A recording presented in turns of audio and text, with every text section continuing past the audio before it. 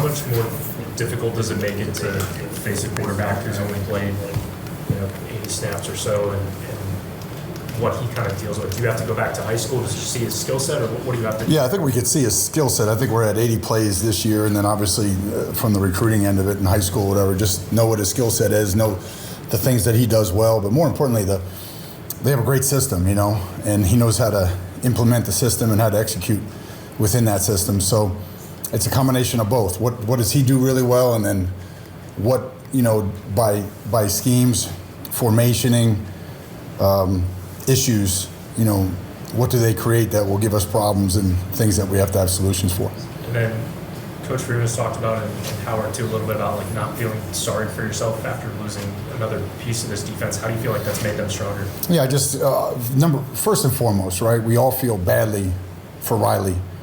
Riley came back for all the right reasons and just had an immense year on all accounts, right? Just production, leadership, technique, flexibility, his ability to run, his ability to rush the passer, just really improved in all those elements. So number one, you feel badly for the young man, but our mantra all year has been don't flinch, next man up, and so now the torch has been passed to the next guy who's got to step up, and we don't anticipate any changes in our structure or how we call things.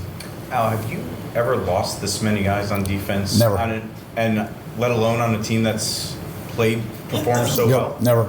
Nope. It's a credit to guys rising to the challenge. But more importantly, it's the habits that a lot of guys have built over time, that when the opportunity availed itself, they were ready to step into that limelight or spotlight, if you will, and execute at a high level. So we expect no different here in the next week. We asked you about Gunnar, but curious on your take on Riley Leonard from your perspective of seeing him on the defensive side when you guys are in practice, and what he's provided this team and how much he's grown as a leader. Yeah. And how much of a challenge he creates for defenses with his skill set. He's a great challenge. He can, first of all, if you don't keep him in the pocket, he can create, but it's not as simple as that, because he can throw the ball really well down the field as well, and he has some guys down the field that can make plays. So it's not as simple as, well, just keep him in the pocket. But that's not it.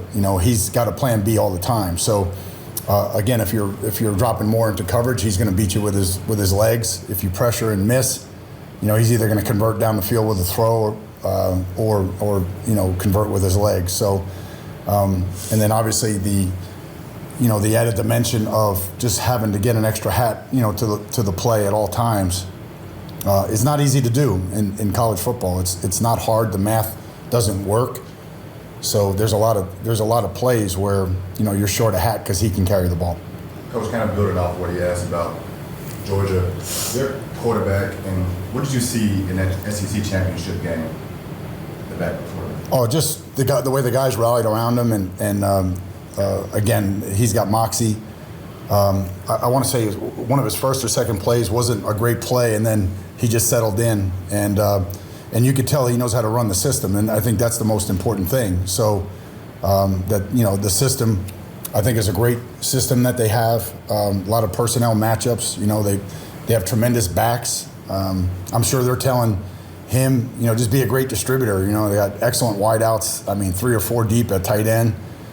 3 deep at running back, and all 3 of them present a different challenge. So offensive line is strong, probably the biggest we've seen. So there's ample talent around him, and I'm sure they're just telling him he doesn't have to do it all himself. And being able to play in the SEC team that was back-to-back champions just a few years ago, I guess, what's the mindset on facing a team like this? Is this just another great football team, or what's the outlook? Well, I think for us, we're just focused on what we can control today. In our Monday practice, we'll leave all the outside noise for everybody else. At the end of the day, they've made the journey that we're trying to make. They've made that climb, and if there's any side note, that would be it. That we have to learn how to do this, how to go into these environments, and execute at a really high level, regardless of the circumstance and regardless of this case of who we're playing. So